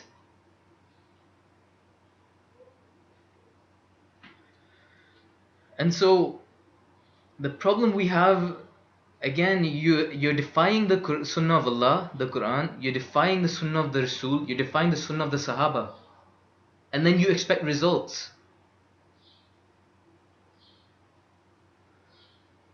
And so what happens is this: we get a danda, we beat up our kids, and this is what I found in the UK, and I found this in Pakistan as well. So I'll tell you what the pattern is: the pattern that where we've strayed from the Sunnah. For families that haven't seen education, they want their kids to be educated. So what they do is they pick up the danda from day one, right? And this is more in developing countries in Pakistan. They got these big books and big heavy bags for the kids. And they start teaching them from day one. Hazrat Umar's advice is let your kids play till the age of 7. Our guys pick up these heavy books and bags and give this mental burden, pick up the danda, start beating the kids, trying to make them hafiz, trying to make them all these things. And the proof is in the pudding. Look at these guys when they hit 20, they're all smoking, they're all basically off it, they're all basically doing drugs. I know this. Drinking, I've seen it. I've been there, I've done it, I've gotten the badge, I've seen the institutions from inside. What these parents don't see, all these parents see is, oh, our son is going to get education. And so the point is, people, when you are strict with your children, the children lose respect for you. When you do not play with them, as Umar Anhu's advice is, when you do not play with them for the first 7 years, right, your children will lose respect for you and lose love for you. Okay? Then you have the second group then. What is the second group? The second group is that do not teach their children. This is the mommy daddy group that over pamper their kids. Okay? So that they then spend 14 years loving, playing with their children. And their children think that life is all a joke. It's all love and games. Right? And what happens to them? They also lose respect for their parents. Because they've not been taught adab adab, values, morals, ethics. They've not been taught the core principles of the way of life. So I've witnessed these. So amongst the affluent families that I'd known, this was the case. The role and objective was to become a doctor or a lawyer or something, engineer, and get the degrees. Sign up to something like IChemE if you're an engineer, chemical engineer, or MChemE or whatever it is, or GMC, GDC, or governing bodies. Please your parents. Okay, the notion of pleasing Allah and His Rasul, it never came because it never came from the parents in the first place. This is where Umar Anhu and Prophet ﷺ, when they had this conversation, it was basically along the lines of, I can't remember the exact thing, but it was along the lines of, none of you is a true believer unless he loves me and Allah more than he loves himself. And when Hazrat Umar heard this, he reflected on this. He said, Ya Rasulullah, I love myself more than I love you and Allah. so then he then went back and he reflected. And he said, no, he said, you're right. I love you and Allah more than I love myself. And I will leave it. Should we just go through Jannah? That's not long. Oh, yeah. Take 5 minutes. Okay. Yep, let's just go through it. Okay. Last thing is Jannah. Let me just see.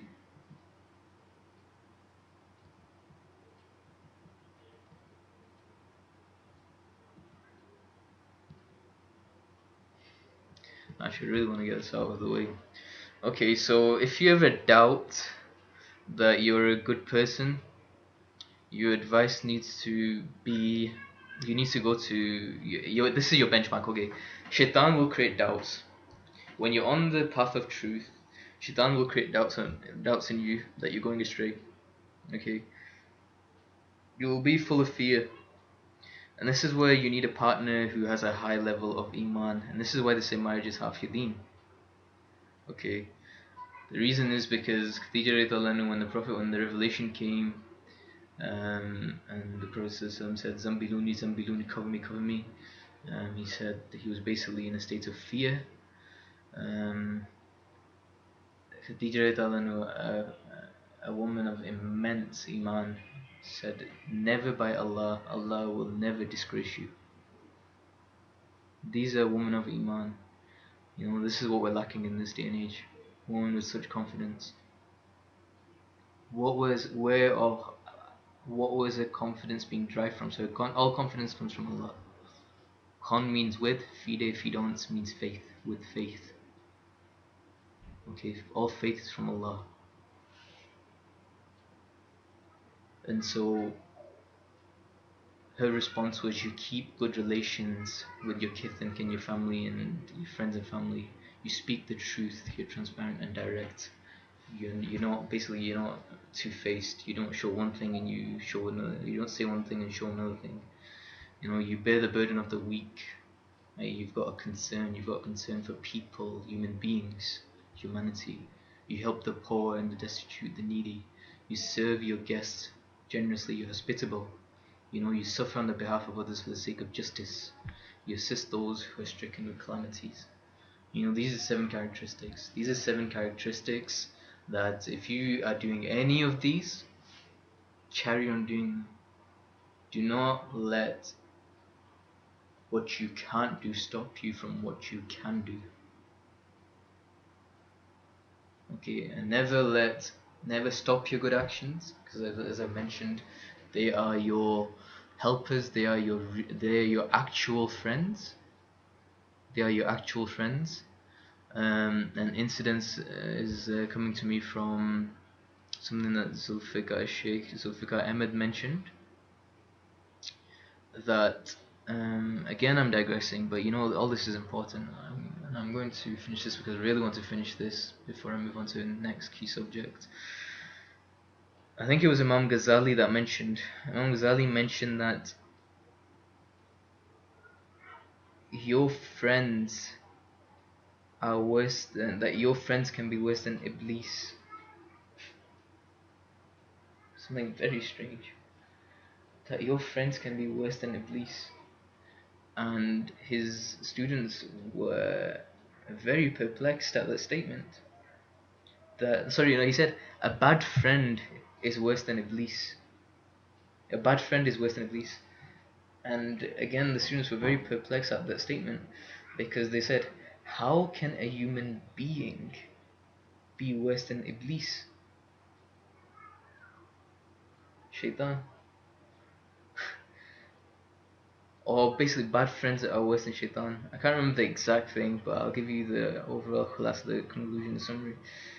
And he said that on the day of judgment, when your bad deeds will be shown, right?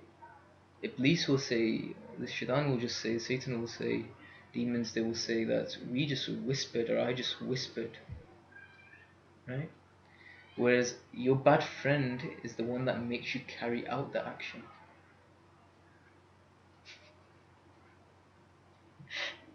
See? So your bad friend, your bad company makes you carry out the action. Whereas the Shaitan, at least they just have these waswas, or the whispers, they just whisper. And this will be their argument on the day of judgment. They say, we just whispered. You did it. Your friend caused you to do it. You did it. Right? And so my point is this: those of you that are doing good, carry on doing good. Stay in good company. Do not doubt yourself. Never doubt yourself. Just keep going. Keep going. Okay, procedure on the day of judgment. Again, I'm going to just hammer away through this. There'll be a gathering in a place. People say it's Madan of Arafat. Okay, that'll be the place of reckoning. There'll be this great intercession that will happen. People will receive their records in either their right hand or left hand. Right. Then there'll be this scale which is known as Mizan. Okay, where there'll be your deeds will be evaluated. Okay, then there'll be this basin where, as far as I recall, the event of the Gotha, basically, this fountain where you get to drink this water from given from the Prophet. Then you have to cross over this bridge which is known as the Sirat, which is over hell.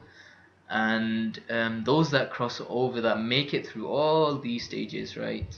There'll be this stage where basically the only thing that will prevent you then will be at the end of this another bridge, another sirat. There will be which will, like we mentioned, the end point is the doors of Jannah, right? The end point of the doors of Jannah is doors of paradise.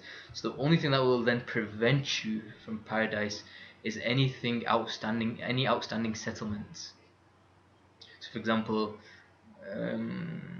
so Jidad ke jo issue hai. So anything with basically inheritance.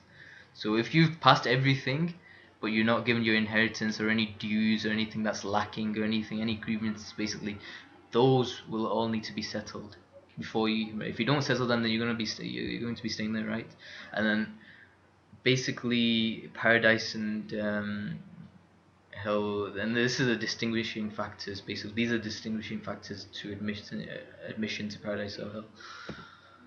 Jannah, right? Okay, this is my focus. So focus on the positives. Inshallah, what you seek is seeking you. Okay. So the first three groups to enter Jannah.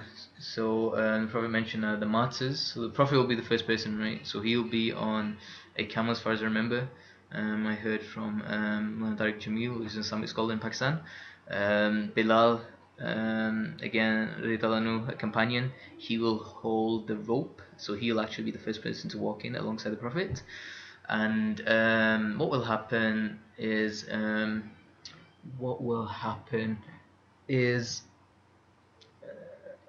the gatekeepers will mention that we were asked to not open it, and you were the first person. Who is it? And Prophet ﷺ replied, "It's Muhammad." And they'll reply, "We were ordered to only open it for yourself first." The first man to enter paradise after the Prophet ﷺ will be his companion Abu Bakr radiallahu anhu. The first woman to enter paradise will be Fatima, his daughter. The first youth to enter paradise will be Hassan Hussein, his grandchildren. The first martyr to enter paradise will be Hamza, his uncle, and so then the group of Shaheed will enter, the martyrs will enter, then those who are chaste and proud will enter, and the slave who worships Allah subhanahu wa ta'ala with devotion and is faithful and sincere to his master will enter. And then what will happen is the poor will enter. In general, this is what will happen. The poor will enter paradise 40 years ahead of the rich. Okay, and this is not 40 years in terms of literary years. This is essentially this is relativity. This is relativity. Okay, and poor and rich is also relative as well. Um, so the Prophet mentioned the poor of the Muhajirin will enter paradise 500 years ahead of the rich of the Muhajirin. Okay, so these figures that are given 40, 500s, these are relative numbers. Okay, the reason is because the poor, and this is the key reason, and so this is where people go wrong. People say, "Oh, okay, amazing. I think we know the solution. Let's remain poor then." No, because the reason poor will have that is because the poor will not have to give as much accountability of their property. But here's the thing: the equation is blessing, responsibility, accountability. Okay, if you've been blessed with much more talent and you're not doing justice to your responsibilities, you will have much more accountability in the negative direction. Does that make sense? Yeah. So if you've been given all this talent, this knowledge, remember your feet will not move until you've been questioned with your time, your health, your wealth, and your knowledge. If you've been given health, wealth, and knowledge, and time, and we've all been given time of this life, right? And you've just been sat there and you've wasted time. By wasting time, you've therefore wasted how much wealth you could have made and how much you could have done with your knowledge, and your health will degrade also. Then you're going in the negative direction. It's actually a sin what you're doing. And so you need to optimize your potential. You need to be grateful, gratitude. Like Allah says, He does not get anything by punishing someone unless you believe and unless you're grateful. Allah does not get anything. You can't give anything to the one source, to the Creator. You're only doing it for yourself. The Prophet mentioned, I was shown the first three to enter. So I mentioned the first three: the martyrs, those who are chaste and proud, and those who worship Allah with devotion and faithfulness sincere towards His Master. Okay.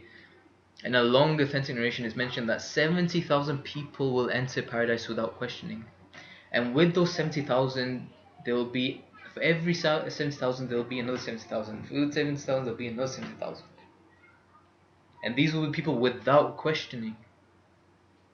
Without his questioning, and this is a guess, you'll have to ask a scholar, but I guess this has some link to Rahman, basically the door of mercy. So people that are being let in without any account, just through mercy, pure utter mercy, for things that they've done.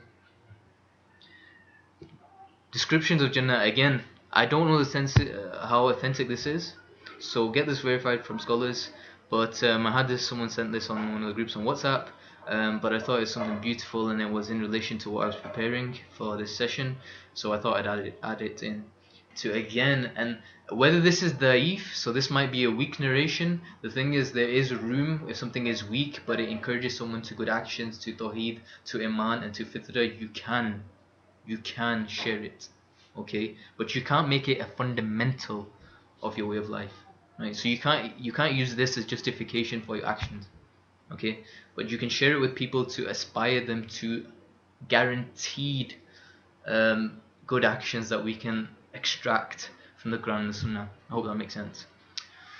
Qualities of people of Jannah: height of Adam, so they'll be about 90 feet tall, right? So we'll be like 90 feet tall. You'll have the beauty of Yusuf alayhi salam, right? So Yusuf alayhi salam was, let me just quickly, because I know there'll be people that will be interested from other faiths, and because I'm not a student, I'm not a proper student, and I'm not a teacher of comparative religion. Let me just get that out of the way. So Joseph, right? Great. So you'll have the beauty of Joseph. Age will be that of Isa alayhi salam, Jesus, right? So around 30 to 33 roughly was when he was taken up, which is our belief. Sweetness of voice will be like that of David, right? His son Solomon was known for the sounds. Voice was David. Tolerance will be like that of Yaqub. Yaqub is Jacob. Patience of that will be like of Ayub, Job. Habits will be like that of Muhammad. Characteristics, habits, right?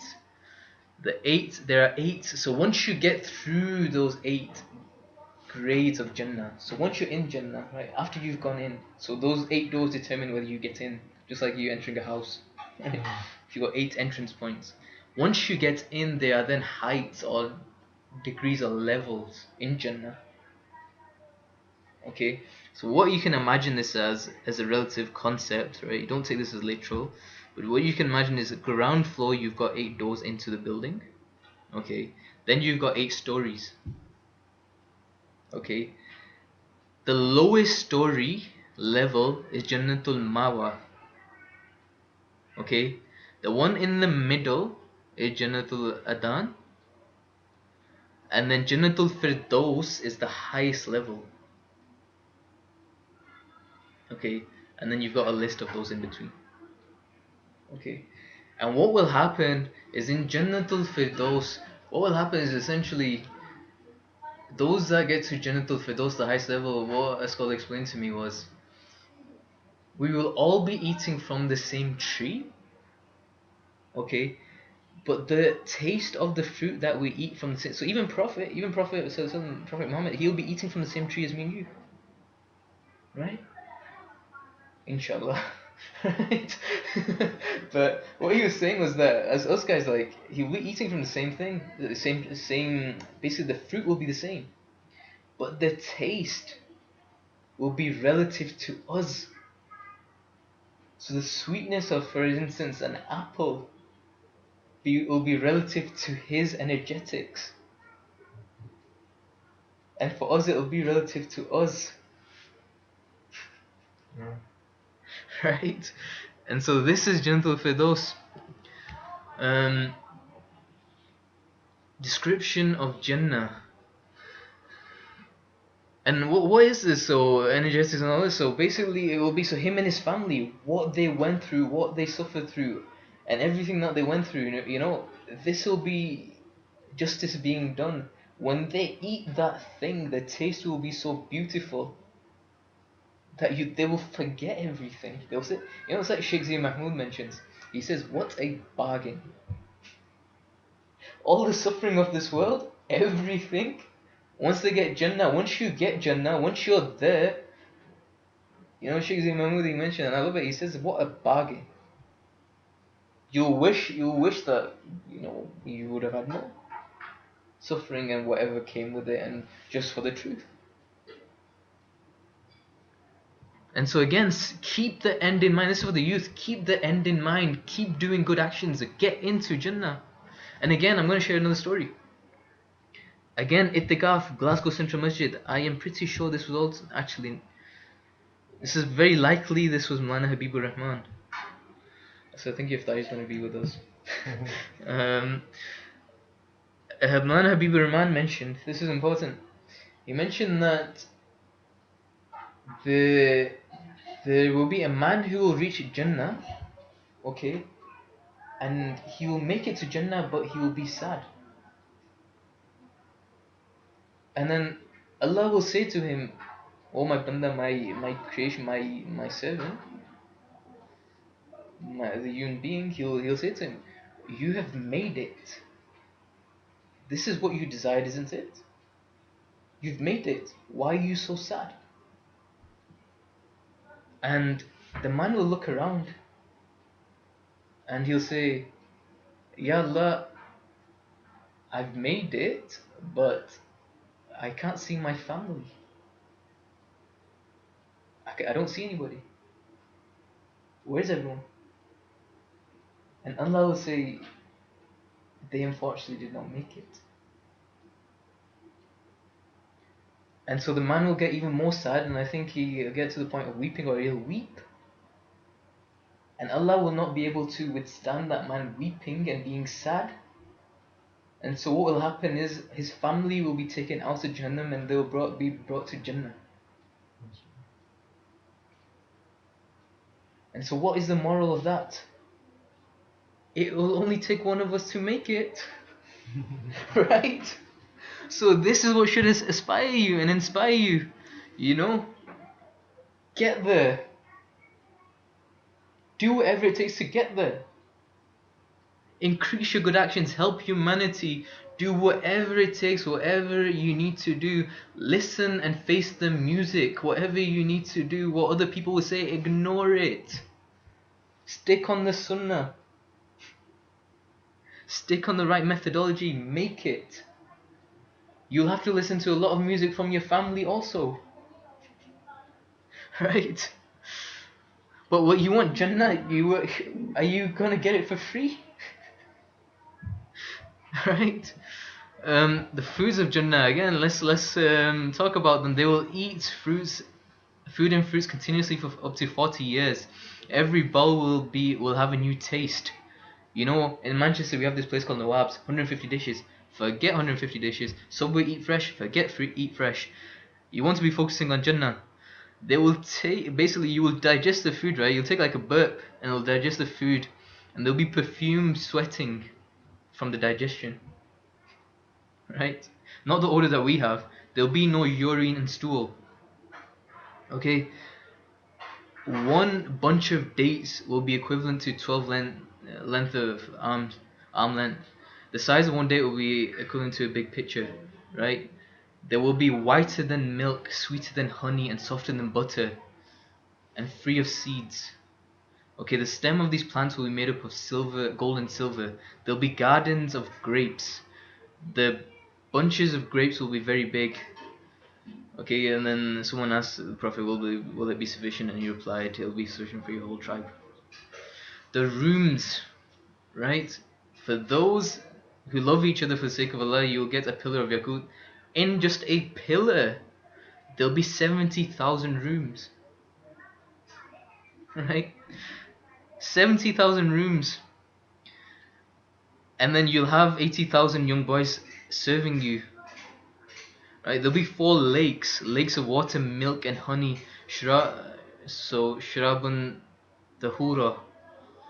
A lake of wine. So alcohol is forbidden here, but guess what? There will be over there. There'll be a special one. Dress of Jannah. The dress of Jannah will be beautiful. One will wear 70 dresses at a time. Right?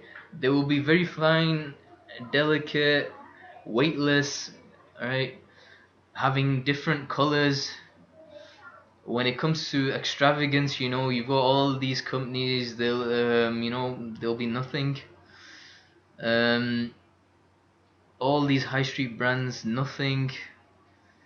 Your Gucci's, Armani's, Prada's, all this fashion industry, all these high street brands.